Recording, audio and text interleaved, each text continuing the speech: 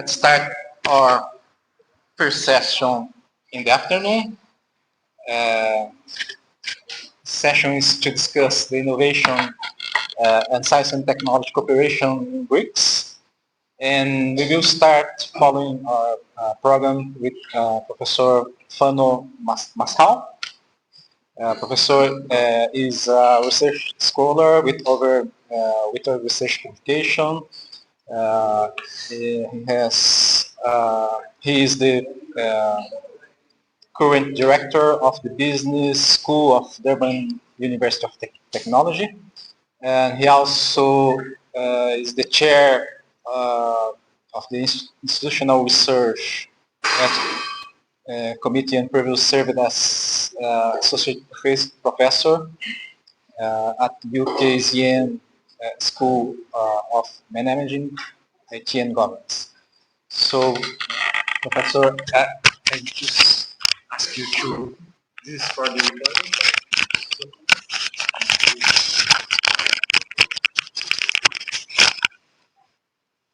recording.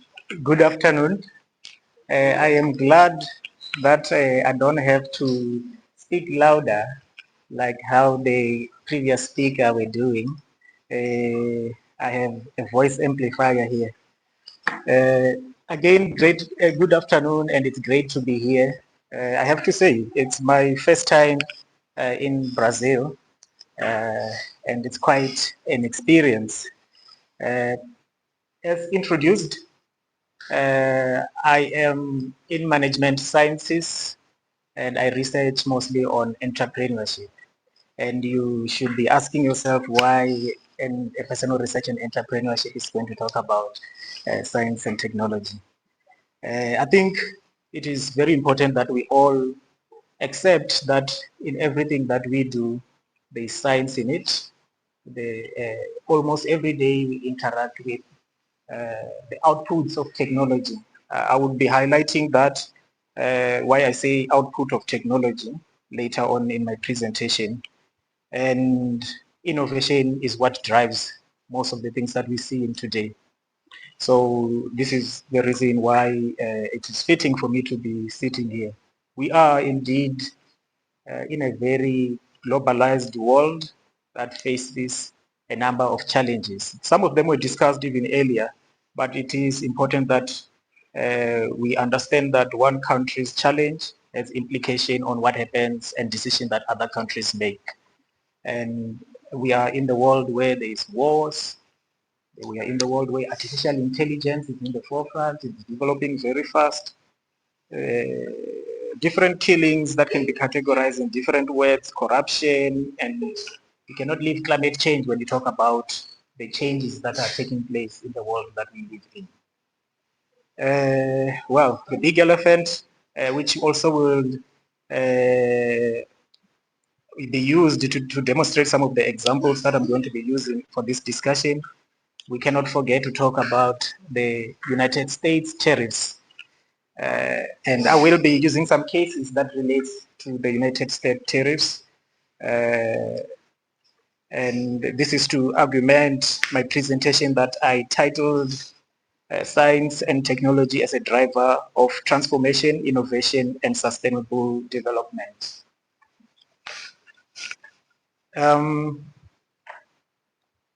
So today, when I wake up, on Mondays, the South African president always have a communication that he makes to the nation. And I think what he was talking about today is very topical because it talks about a foreign policy that always faces forward. And I think this will relate to what I'm going to be talking to going forward. This is coming from his experience when he was in Tokyo in the last week. His Excellency President Cyril Ramaphosa was participating in the Tokyo International Conference on African Development Conference, which was taking place in Tokyo. Amongst many other things that they were discussing, they were discussing bilateral trade and investment between Japan and African countries. And this spark some of the very interesting conversation that also relates to the decisions made by the US president in terms of tariffs. We are obviously talking about the 30% tariff that is imposed on South Africa and how that has impacted the automobile sector in South Africa. South Africa is one of its largest trade goods outside South Africa to America is automobile, right?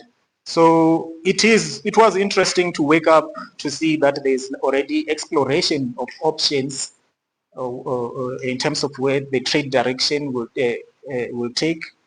And in his report, His Excellency the President reports that there's key consideration in being in trading with Japan in terms of manufacturing, technology, and agriculture.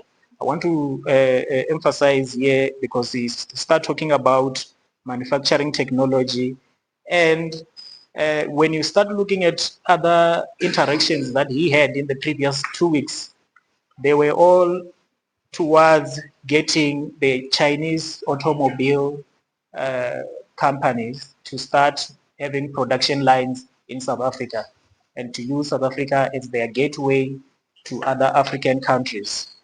And this is something that when you follow the trade patterns of South Africa trade, that was not strange. It's because South Africa was already a gateway to its neighboring countries when it comes to trading in terms of used Japanese cars. Most of the used Japanese cars enter the African market through the South African harbor, which happens to be in Durban, which is the area that we come from. And none of those cars are used in South Africa.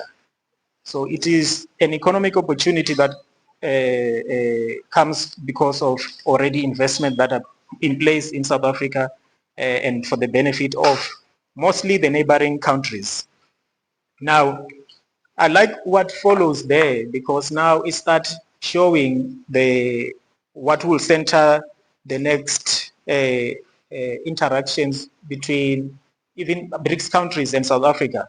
It will be about proposing collaborations between in products and services that has to do with clean energy, renewable energy, automobile components, and obviously the hydrogen production, because we are a country that needs those type of energy at this stage. Now, what I found also very interesting in this is that there is almost conclusive talks to bring Isuzu plants into South Africa, which is Japanese cars, and there is talks also of provide this is in line of all other solutions that are put in place to resolve the implication of the US tariffs in South Africa. Now, one has to start asking where technology, innovation, and science get in here. Because if you start looking at all these products that are being traded, they are all heavily powered by innovation.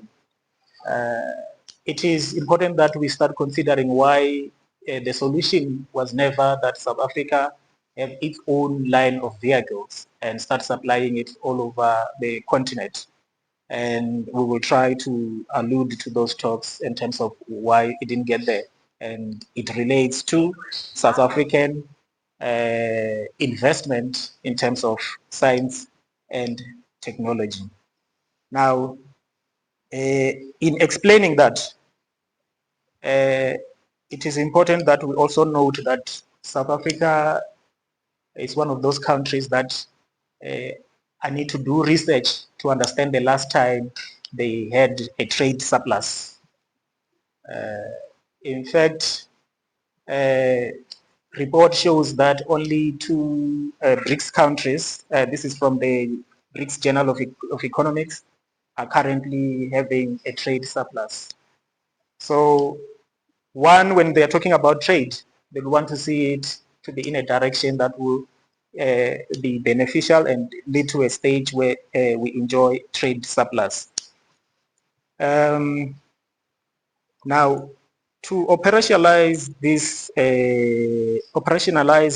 explanation, I would like to also zoom in into another problem that we experience in South Africa, where its solution also lies in technological investment. This I would like to refer to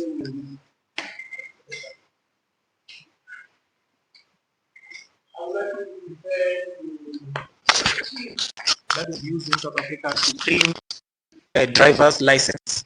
And I say a machine deliberately because the entire country has only one.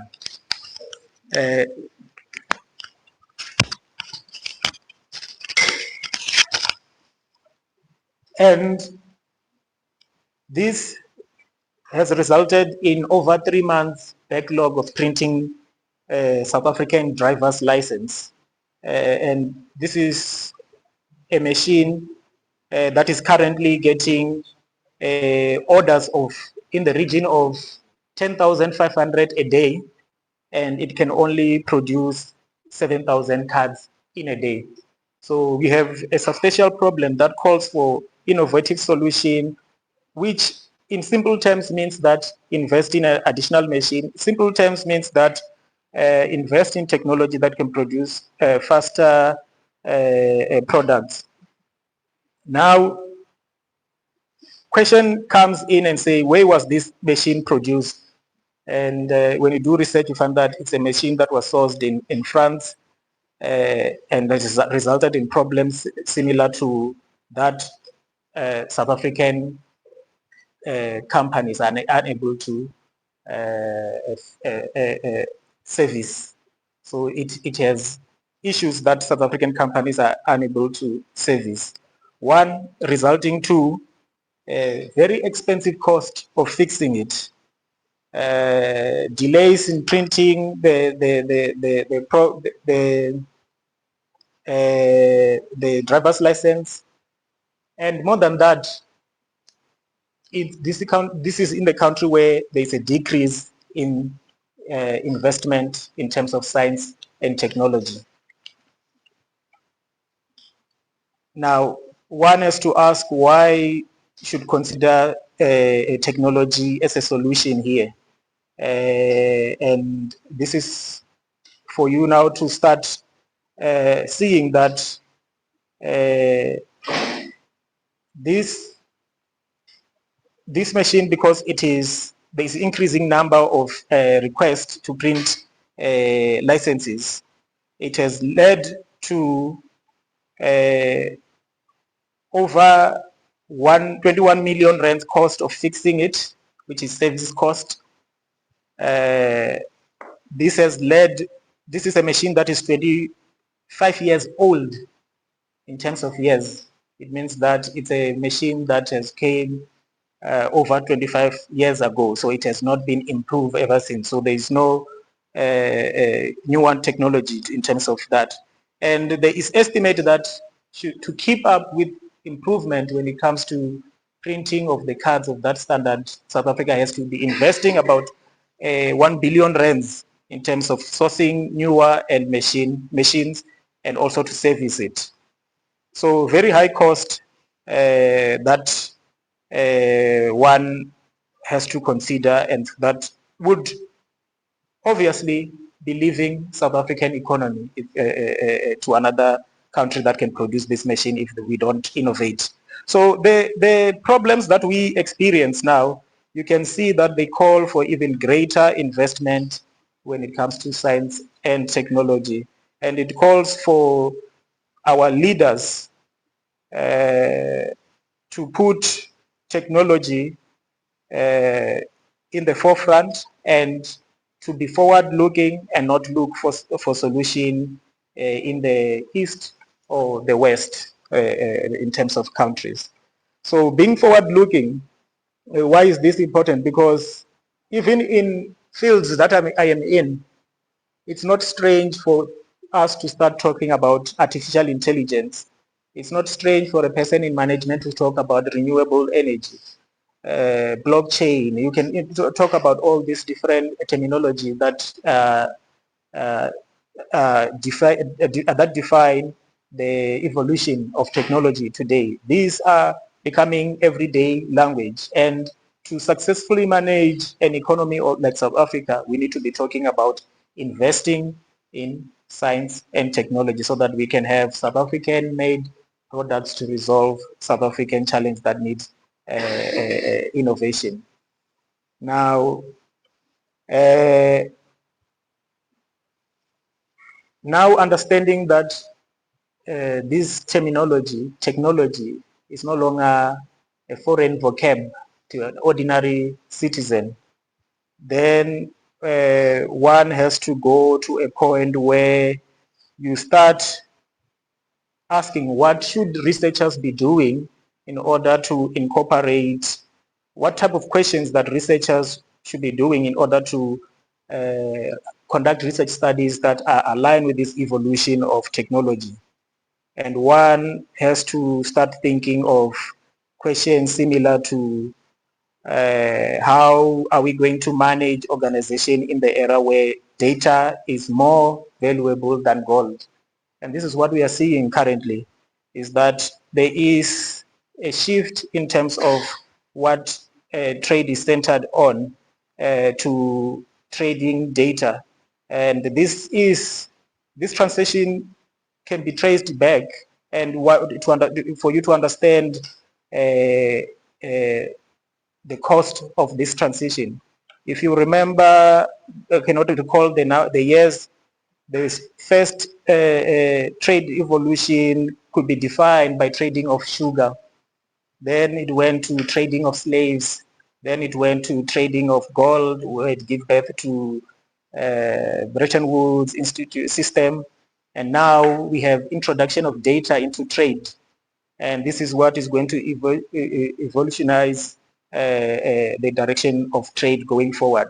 Now, the question is, where do we invest now as a nation like South Africa for every researcher to be conducting research studies that aligns to where the trade pattern is going?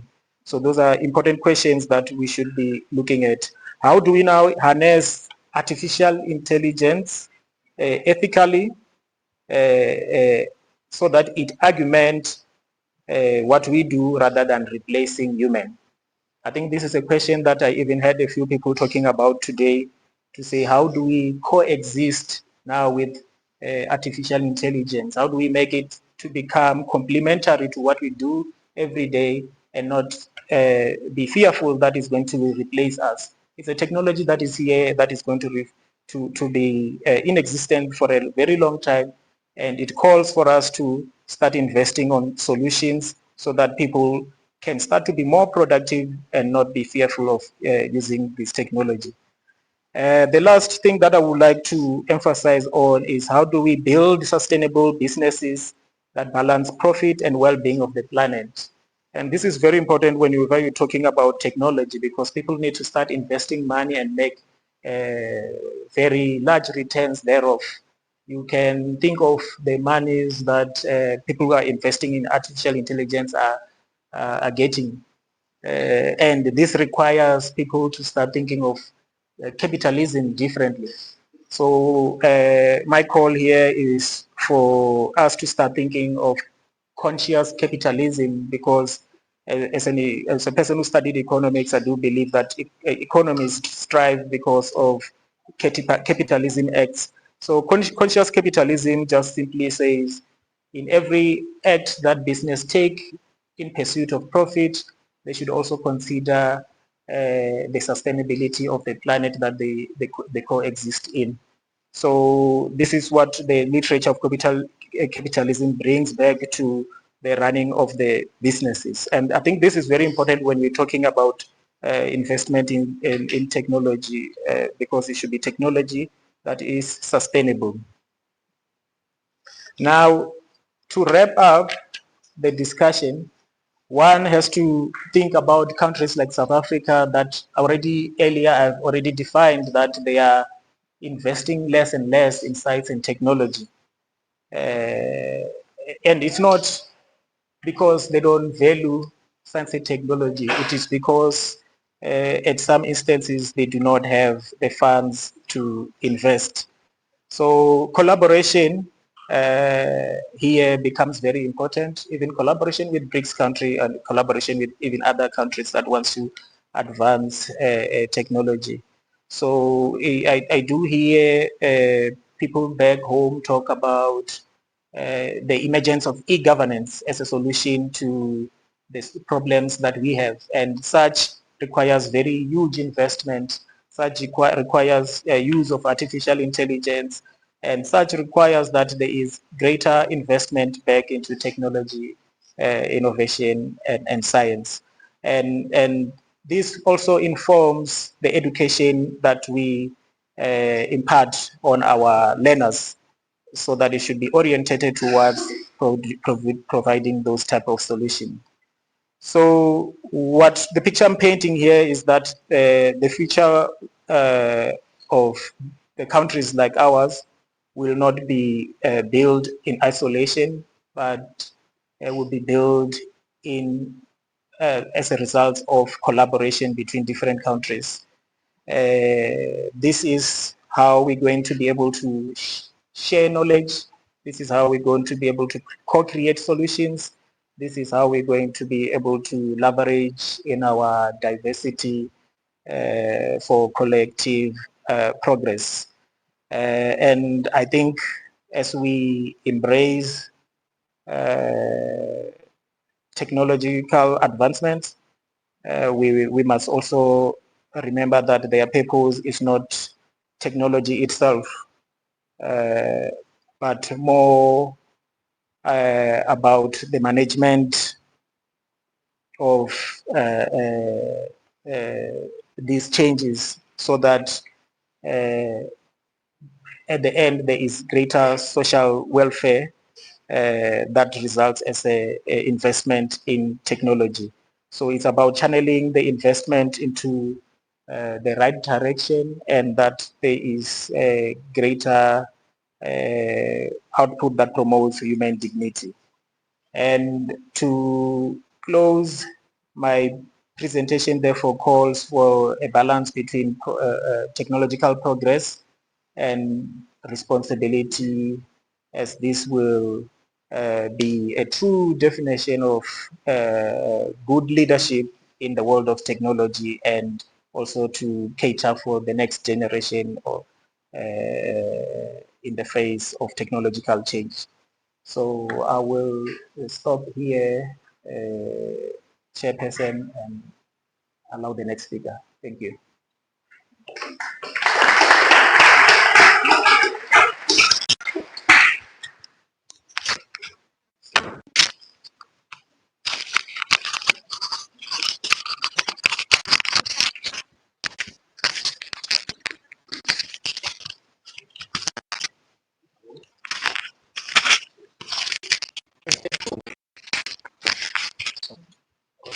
Não, porque ele tá.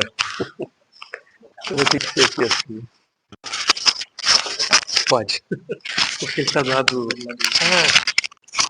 Dá pra fazer assim, né?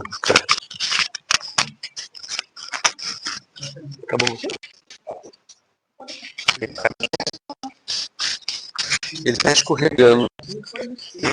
Ele tá escorregando. Deixa eu ver se deixa em cima do botão. Se ele aqui. É? Fica sem colocar.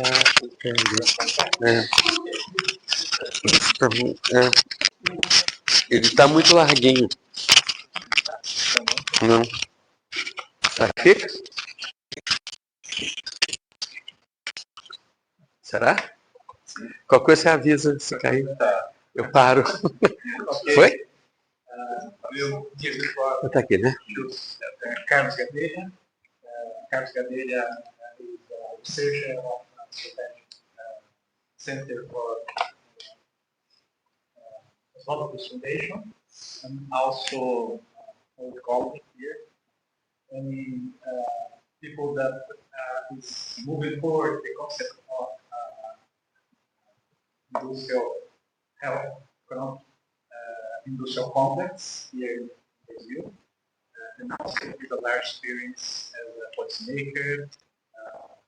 We worked the last 2 years as the Vice Minister of Industry and Innovation of the Ministry of Health in Brazil. So thank you, Carlos, for presence here. Okay, thanks a lot. I'd like to thank the organizer, Célio. It's a pleasure to be here with Mariano and the Professor Masau. It's a pleasure.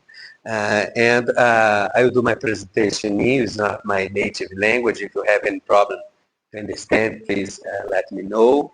I think it's better to speak stand up because I don't have a way to see at the same time to the slides.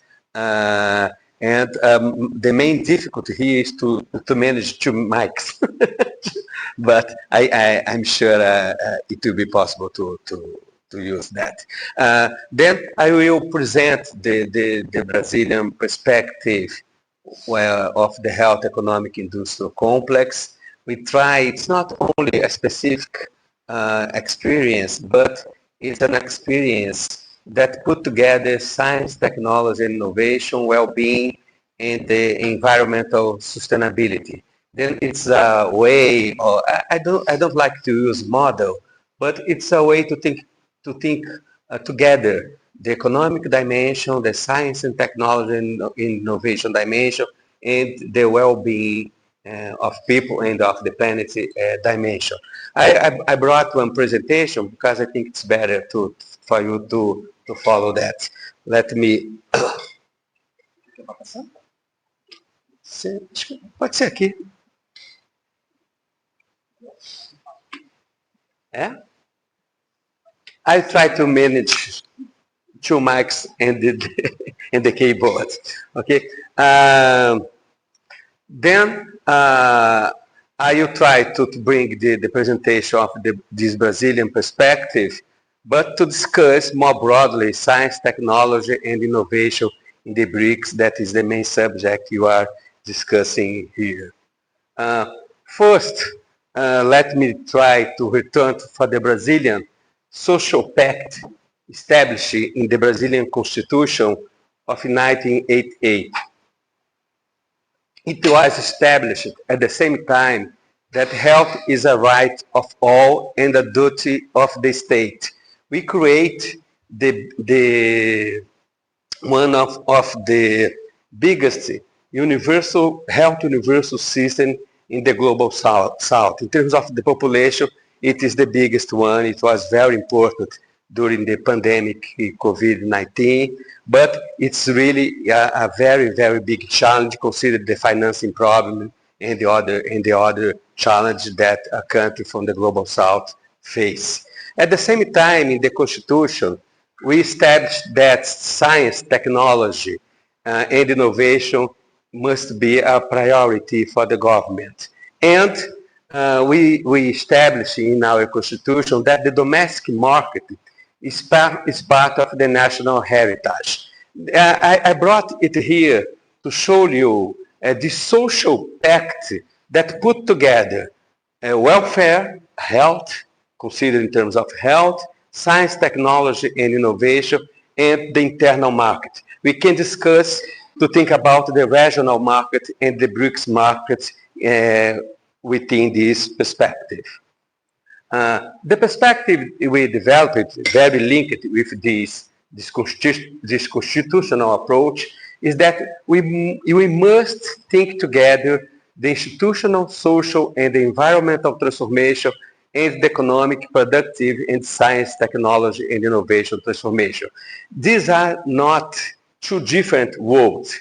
Depends on the innovation, and the pattern of technological evolution will be sustainable or not. Will be a world and a country and a region that puts that gives priority to people, or if we use innovation, science, and technology for a divided society. Then this thinking about a co-evolutionary process, we must think endogenously the economic dynamic, the social dynamic, and the environment. We can't think these dimensions separately.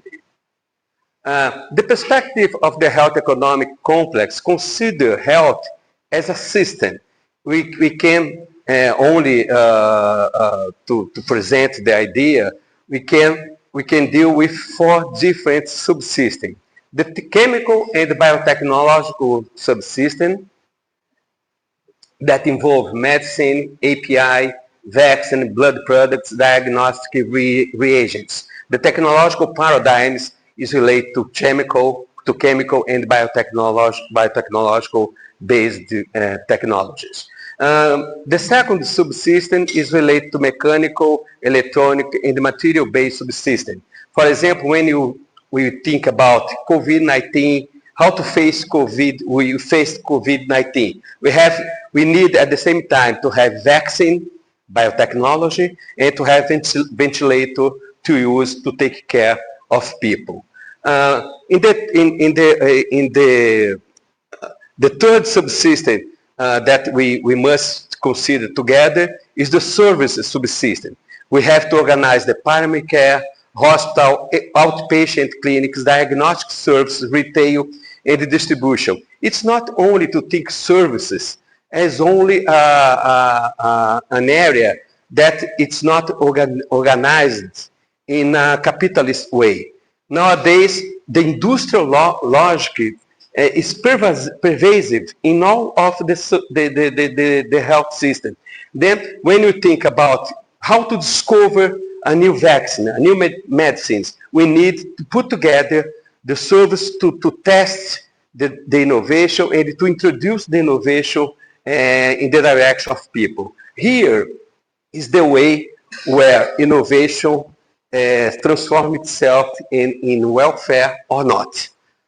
In the middle and in the heart of the system is the information and connectivity subsystem. Nowadays, you can't talk anymore about well-being, about environment, without considering artificial intelligence, big data, connectivity, and so on. Again, if I give you an example of the pandemic example, we have to put all this part, all this subsystem in an interdependent way. I'm used to say, if one part doesn't work, the system fall. The system fall. For example, how to face the pandemic without vaccine, how to face the pandemic without hospital, how to face the pandemic without primary care. And if we consider this subsystem in Brazil, but the data in the world is very, very near. It represents around 10% of GDP, 10% of employment. In Brazil, it represents 10 million jobs in terms of formal jobs. If you consider direct and indirect jobs, it represents around between 17 and 18 million jobs. It's around 10% of the whole formal jobs that we create in the economic activities. In the R&D, health represents 1/3 of the national effort. The data is very, very similar if you consider the world data. Its health represents around 10% of the world GDP and so on. And health, it's new. We are in a research, even with the participation of Celio, that consider how to use biodiversity to develop new products, new technologies, to change the technological pattern that is used in the health area. Brazil, as I think, as you know, is the biggest, has the biggest global diversity. Is situated in Brazil, at least one of the biggest, but people tell me that we have the biggest biodiversity in the world. And 65% of pharmaceuticals have a natural origin, directly or as a model to develop products using chemical and biotechnology, again, or the paradigms that are used in the health area. This overall system is a striking way to put together social innovation and environmental sustainability. To think about this system in a comprehensive way, we must think how to change the public policy way to behave. It's not possible to think separately the Ministry of Industry, Trade, Commerce, the purchasing power of the state that is concentrated in the social area. We have to think about a new generation of public development policy. In Brazil, we are advancing in this perspective. In the center of the strategy is the social needs, is how to contribute to health of the people. If you have it in mind, we must put together the state purchasing power, finance incentives, economic policy, trade policy. For example, nowadays, all of you knows about the Trump aggression against Brazil. They are using trade policy and they are discussing how to change the intellectual property policy in the health field to challenge the Brazilian effort in the pharmaceutical and in the health area. Only to give you an example. Here is very important also to tell you, I've been working a lot in the public policy, how to guarantee institutional stability to stimulate local production, local innovation. It's very difficult. For example, in the Brazilian experience, the decision to produce COVID-19 vaccine was assumed when we hadn't any idea if it will work or not. It's a decision under uncertainty.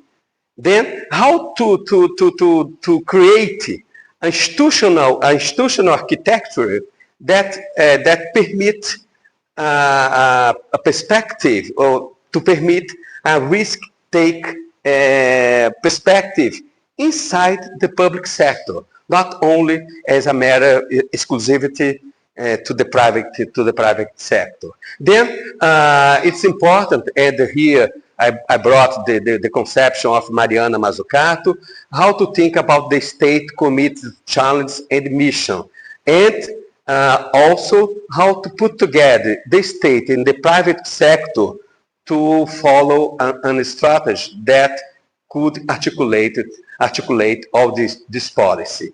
In the beginning, in the end of the presentation, I will show one photography that could show you very clearly this kind of cooperation is possible.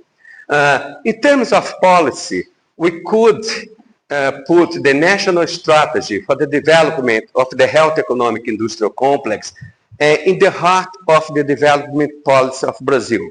The HEIC is assumed is part of the new growth acceleration program and of the new Brazilian industrial policy. These are the two main policies related to development in Brazil, and the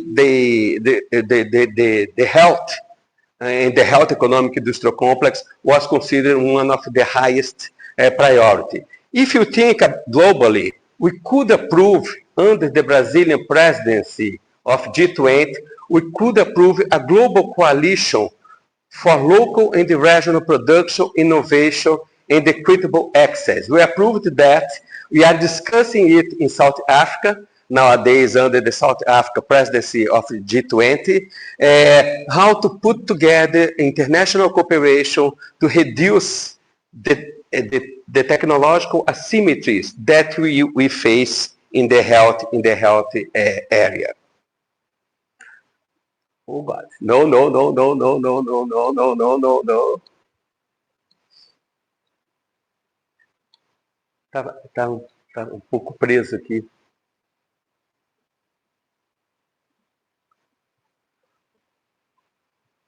Here.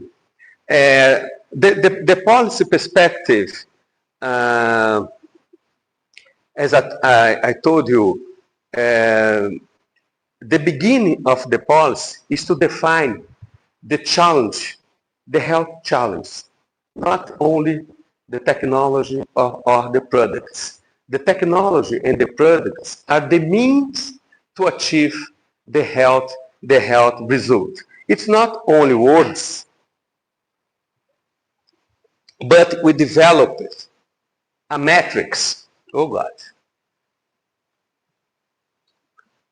Sérgio, acho que eu vou te pedir porque aqui no teclado ele não está.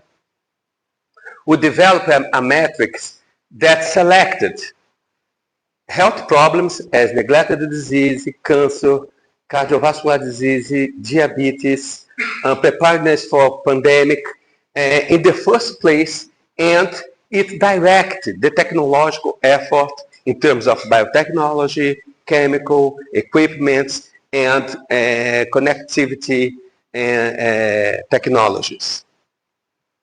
This chart, this slide for me is very important, but shows how important is the local and regional production considering the health results. If we see in the left side is the participation of local production to attend with vaccine to COVID-19 during the pandemic. We could achieve 75% of local production in the middle of the pandemic only in August. Just in August, we could have the same vaccination rate of the high-income countries only in August of 2021. These the charts show how important is the local production, the local innovation to have health results. The local production during the pandemic saved around 200,000 lives in Brazil. Without production, we couldn't have access to vaccine, ventilator, masks, and many technologies we saw during the pandemic. This agenda for us brings an agenda very important to think about BRICS cooperation. If you think, I know all of you knows about this data, but how BRICS is important for the Brazilian export and for the Brazilian imports. Of course, the China participation is very, very impressive, but if you think in the health area, the figure is the same figure. Then we have a very, very big, important possibility to transform commercial partnership in knowledge partnership to create innovation and to develop and to stimulate the industrial development. This perspective, and it is under the BRICS 2025 priorities, it's a possibility for funding mobilization, AI technology, to establish strategic partnership, to technological transfer. It's very, very important to go from a resource-based to knowledge-based cooperation. I think this is the main challenge you have. And to create a connected ecosystem and industrial and technological cooperation. Then health and the idea to put together the well-being, the science, technology, and innovation and economic development have, in our perspective, a very, very good perspective considering the big BRICS countries. I'm going to the end. I think I am in the time, no? Yes, okay. That the health economic industrial complex, the health is an opportunity for BRICS cooperation. It could be a platform for South-South cooperation. There is a very strong economic potential. We can establish in joint action to respond to pandemic's challenge. The science, technology, and innovation, all of the main areas of science, technology, innovation are very important for the social development, and we can assume a leadership in ecological transformation, even considering the health area and the well-being of people. Here is only to show you a quote from our president that assumed this perspective I just present you. I read it. It's Lula quote. What we are doing today with this act is more than a program to create an industry in the health area. We are creating a country, a sovereign country, a country that is an authority to think, to innovate, a country that will not throw away the opportunity in this first quarter of the 21st century. This is the country we are going to build, and I hope we will build it together. This perspective could be adopted if you think globally. And only to show you our public policy mandala, here is the Minister of Health. Here is the Minister of Finance. Here is the Vice President in the Ministry of Industry. Here is the Minister of Public Service Innovation. Here is Dona Amélia. She is the leader of the social movement against neglected disease. She opened the event. I think it is one of the unique, I have noticed, unique event that a person, unique industrial innovation event, that a person for the social movement opened the event. Because the social needs, the health needs must induce, must foster, must be the base of the whole strategy. I think how important is this photography. I have a personal thing to tell you. My wife is a photographer, and she tells me all the time that the photo tell me much more than many articles. Okay, then here there are many different. Here is the I think it's Gordon. I'm not sure. The development bank is here also. And the Minister of Science and Technology, I think, is here. Okay, but it's only to show that it's possible to put together different parts of the public policy to think about concrete problems of society. If you have to, there is a sentence that I like very much. Society has problems. We have departments. Then we must put together different areas of public policy to provoke, to stimulate a really technological transformation and the social transformation. I brought here some two references. One of these is the book Health Development. Célio is one of the authors. Okay, I will give you one of these. Okay, and three of that, Célio will have to distribute to you. But it's an open access. You can access it very easily. And these I don't have to give you, but the BRICS Health Journal was published in Russia, in the meeting in Russia, and the first chapter is about the health economic industrial complex. Then we are very proud of that. They invited us and you could do that, and it's a reference for you to think about and to interact inside this important network. Only to tell you, obrigado, thank you very much.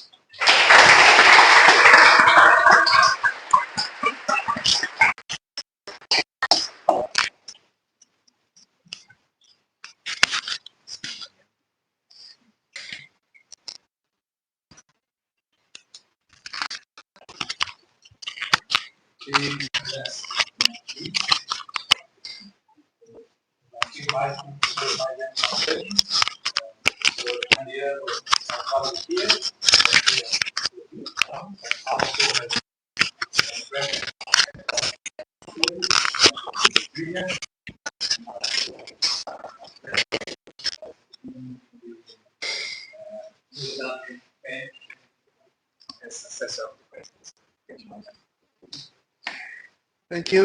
Good afternoon, everyone.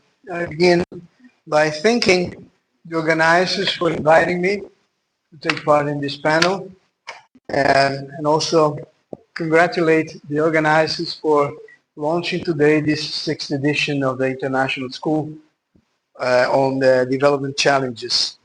What I'm going to bring to this panel is an overview of what has in fact happened in terms of cooperation in science, technology, and innovation among the BRIC countries.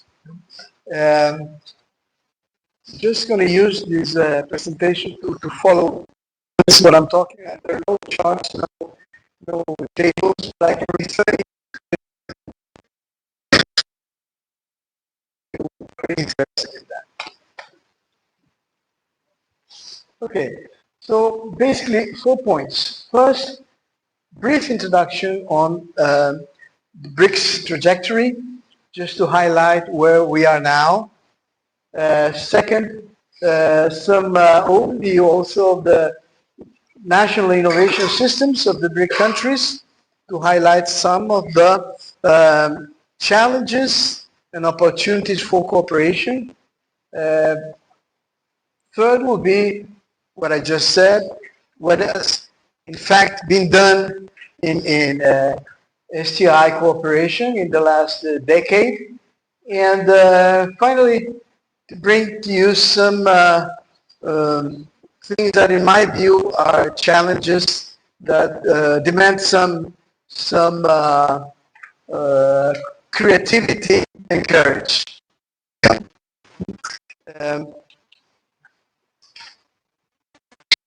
First point, we BRICS at the moment.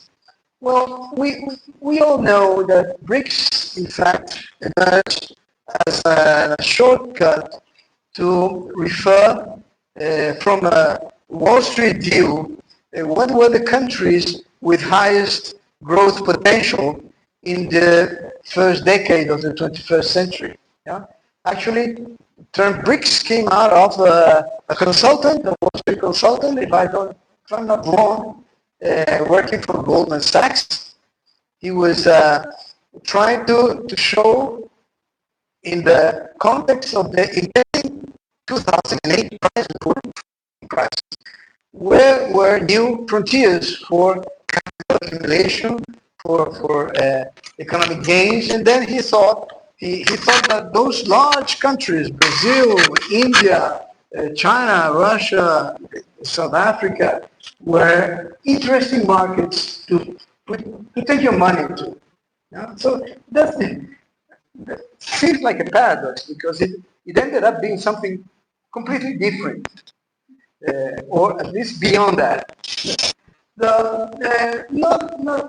It didn't take too long. Actually, in 2009, 2008, in the context of the world financial crisis, the wrong countries involved in the acronym decided to start talking about their needs, their views on what was going on in the world order, what would be the outcome of the financial crisis, what grievances they had regarding the multilateral existing institutions, some shortcomings of the G20, which had been created as an answer to the international crisis, the world financial crisis.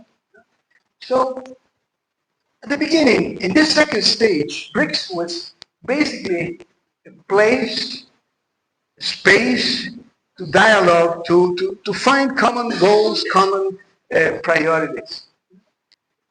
That was something in the first 5 years of BRICS, from 2010 to 2015. 2015, things moved forward. And BRICS, in fact, beyond the high-level authorities meeting, annual meetings, started to build, in fact, a network. And two channels for actual cooperation were established. First, the new development bank, the place I was working last year. Second, something that was called the STI, Science, Technology, and Innovation Framework Program. So you see, from the beginning, once BRICS went beyond the talking and it moved to concrete initiatives, science and technology was considered an important field for these countries to start aligning their interests, their goals, their actions. So, of course, more recently, beyond this network of initiatives, with some institutional mechanisms put in place, more recently, I would say that from the Biden administration on, and much more with the Trump administration, BRICS was seen, and BRICS saw itself as a collective actor in the process of building a new multilateral global order. This is something perceived, as I said, by the countries themselves, but also by leading powers like the US. So, you see, this is the trajectory that takes us from a very broad, vague idea to institutional building and identity as a collective action. Okay, let's move to the second point. Once you decide that you consider important to cooperate in the field of science, technology, and innovation, then you have to be realistic about what is, in fact, the existing potential. So you have to look into how similar or how different national systems of innovation in each country are. Do they overlap in capabilities? Do they complement in capabilities? Are they able to pool resources together to cooperate? And when you do that, instantly you perceive, first, the national systems of innovation are extremely diverse in every dimension you can think of. They are diverse in sizes, in capabilities, budgets, leading actors, governance, efficiency, effectiveness if you prefer. So, is that a problem? Well, it depends. If you're trying to cooperate within the framework, traditional framework of North-South cooperation, hierarchical cooperation, then it's not a problem. Quite to the contrary, I think it's in this very spirit of North-South cooperation. There's a dominant actor and a subordinate actor, so they are diverse by definition. But if you're trying to cooperate on a non-hierarchical way, if you're trying to establish a South-South sort of cooperation, for instance, then this diversity might be a challenge. Because you're starting from different institutional sets, from legal frameworks, budget capabilities, scientific capabilities. So that's something you have to think about. Second, you will perceive, and there's literature about this. I mean, you probably know the work by the BRICS group that compare in 5 books the national systems of innovation. Cassiolato here in Brazil was one of the leading researchers in this field. But you will perceive also that these systems have something in common. They are extremely, extremely resilient. With this, I mean that they survive extreme difficult circumstances. In the case of Brazil, the Brazilian national system of innovation went bankrupt in the 80s. So the financial basis for making it work had to be recreated 20 years later at the end of the 20th century. The Chinese national system of innovation had to recover from the Cultural Revolution. Universities were closed in China for some time. The South African system had to undergo the transformation post-apartheid, and so on. So they are extremely resilient. In different ways, they reacted in a very creative way to the COVID, to the pandemic. So they are resilient. They are also adaptable. They are flexible. I can tell you, at least in the case of the Brazilian national innovation system, that it was completely reformed, for good and bad, for better and worse, in the 90s, when neoliberalism arrived and the state role in the economy was completely changed. So they are diverse, resilient, and adaptable. And one more common feature. In the last 4-5 years, and in the near future, they are under strong, strong pressure. Both for geopolitical tensions, I will come back to that at the end of my intervention, because of technological challenges, huge transformations in the frontier of knowledge, and also because of social demands. Carlos was talking about the demand in terms of these systems contributing to welfare, not only to the advance of knowledge, not only for identifying or making possible new businesses, but also for improving life conditions. So they are under strong pressure. So the fact of being resilient and adaptable might be something very helpful in the near future. In fact, it has been already. Third point, what has in fact been done in terms of cooperation in science, technology, and innovation within the BRICS framework? A lot. As I said before, the idea or the decision to make science, technology, and innovation a strategic field of cooperation among countries was taken around 15 years ago, 2010, in the Moscow meeting of the BRICS, if I remember correctly. The BRICS countries decided to create a working group to prepare an action plan, a proposal.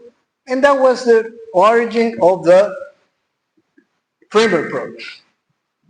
The framework program was something very difficult to put together because of the diversity and because it was something new. All BRICS countries had a long history of cooperation in science and technology with the global north.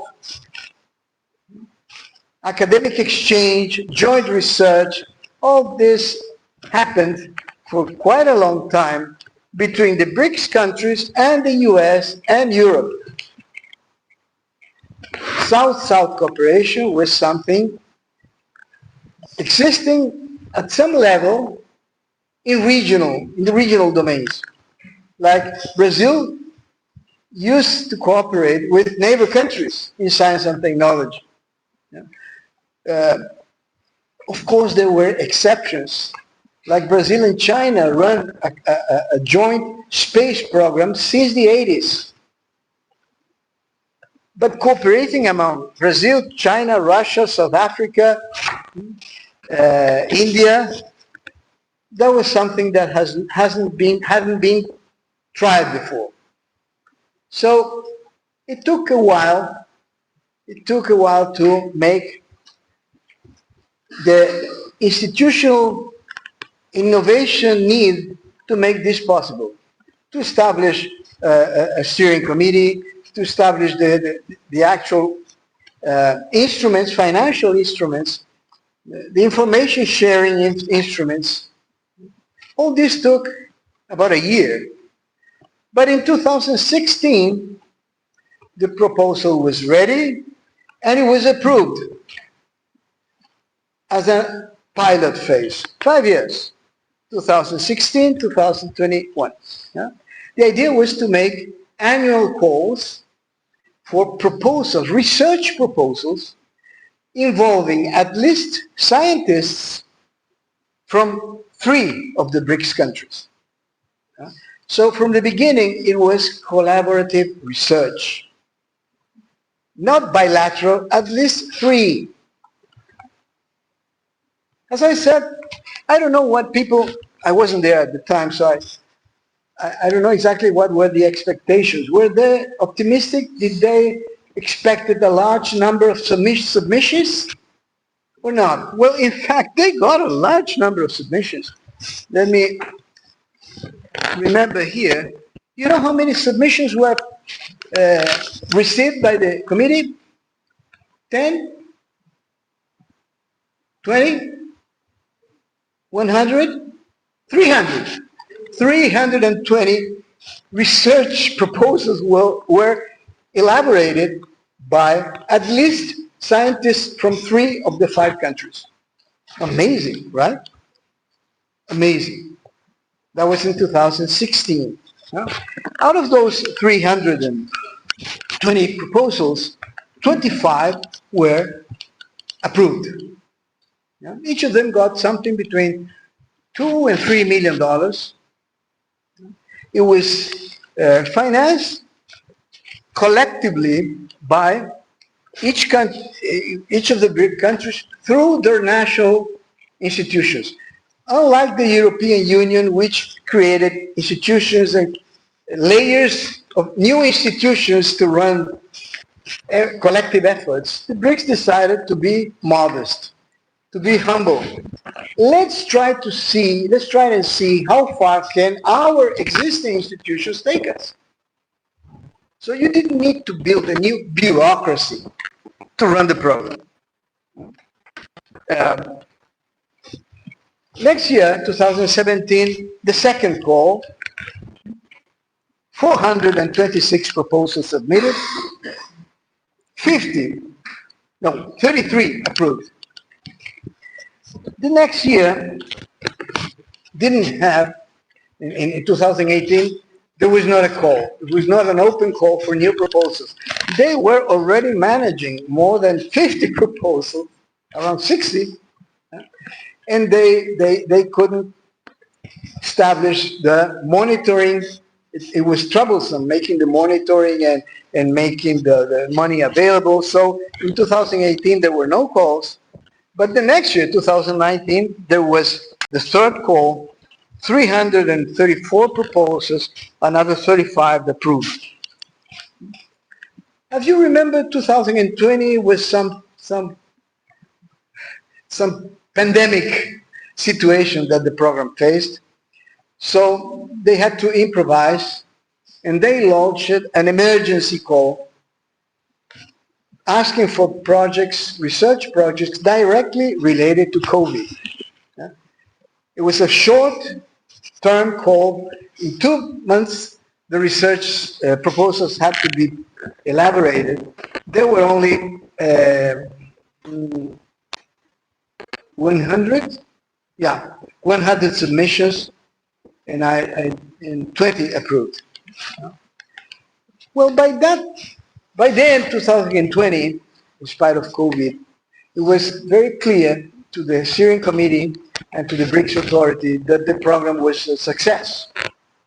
So they decided to make it permanent after the first phase, pilot phase, to launch a second permanent phase for starting with another 5-year research program, which is now ending.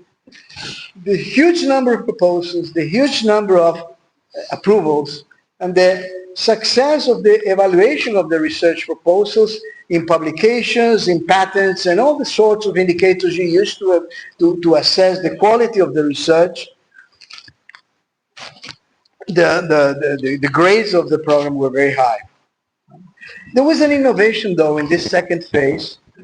It was created a second sort of proposals, which were called the flagship proposals. And they could get higher resources, more financing, but they required to have at least one member of each country. So it was a team of researchers from the 5 BRICS countries. If you could put together a good proposal involving the 5 scientific communities, you could get twice the amount of money of the other projects.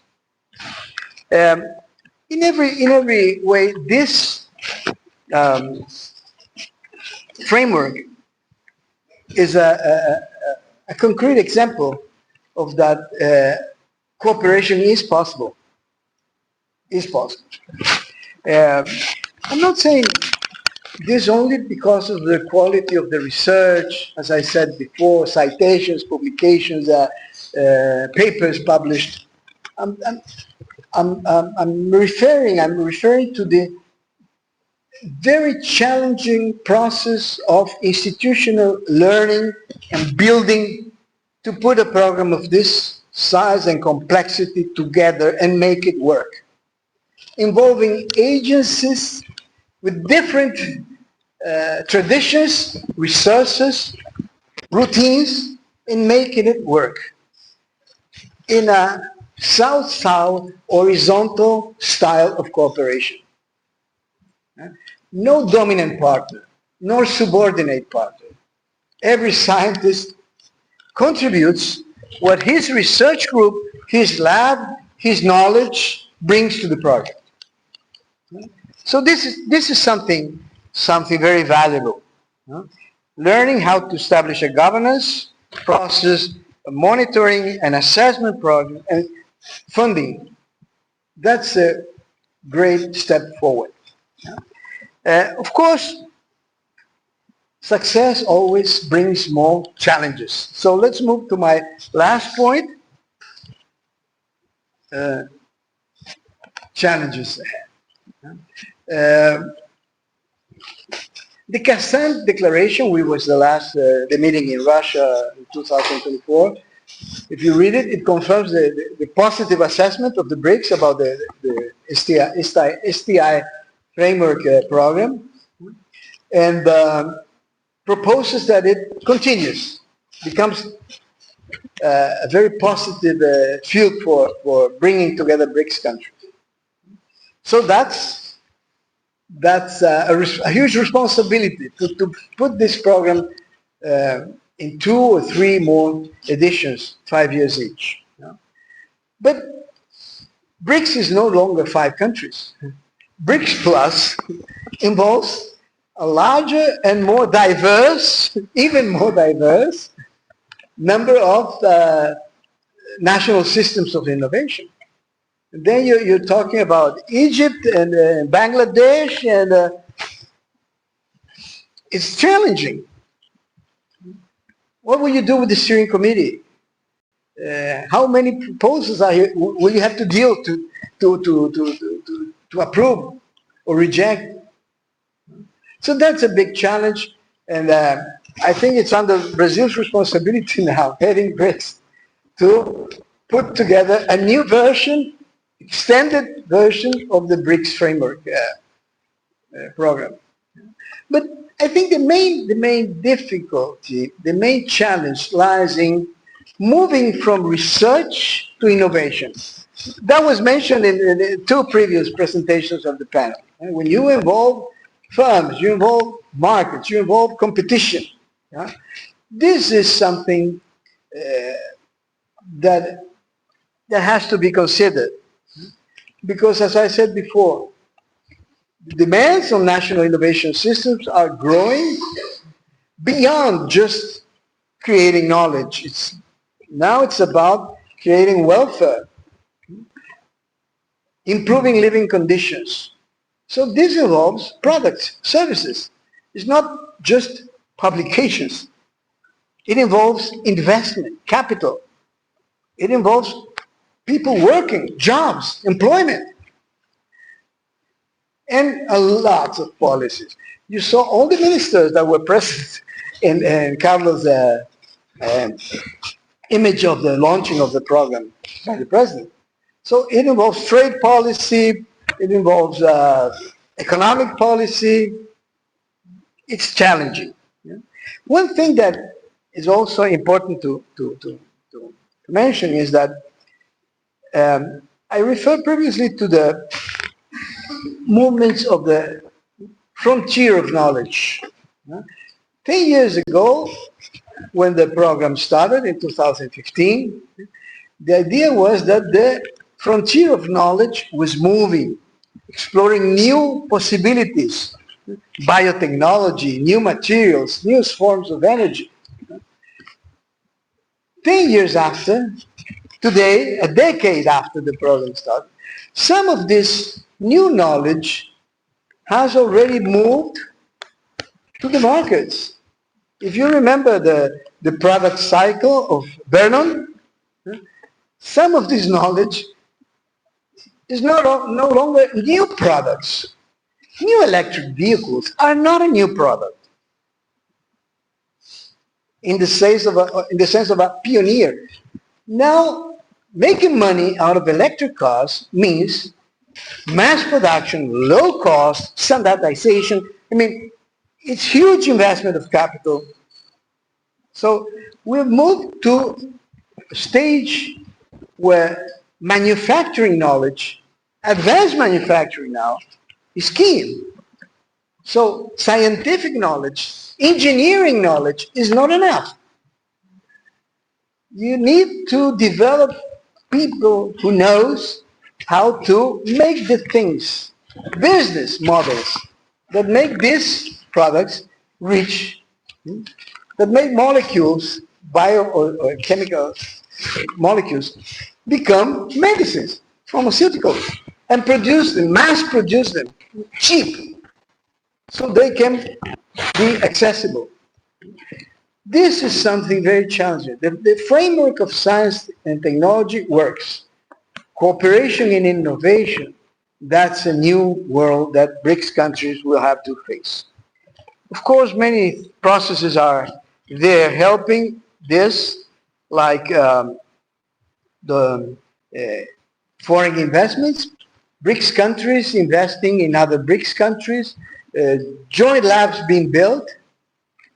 So we're moving in this direction. How far and how fast, time will say. About the geopolitical tensions, this is something we should also consider more than not only a challenge, but also an opportunity. We live in a world of uncertainties and instability and barriers.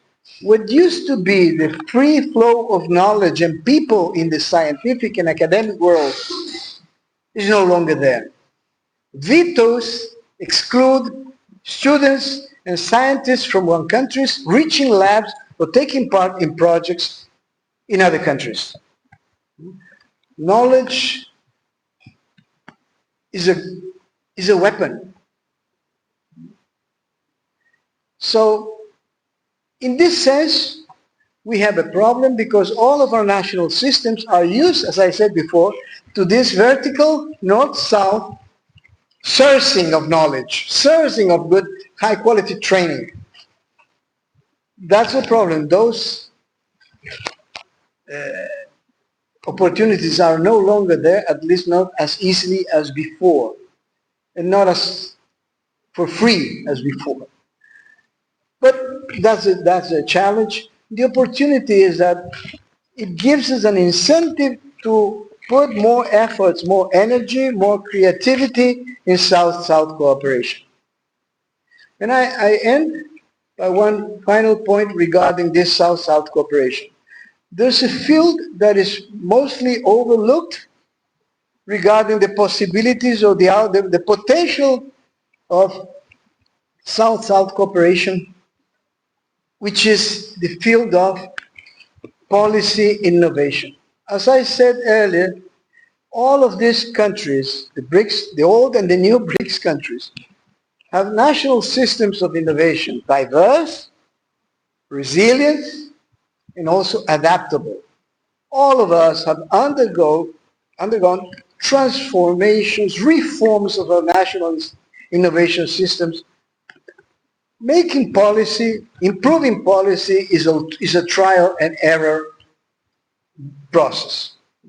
If we share our experiences, maybe we will have more successes and less errors in policy design, in policy implementation, in policy results.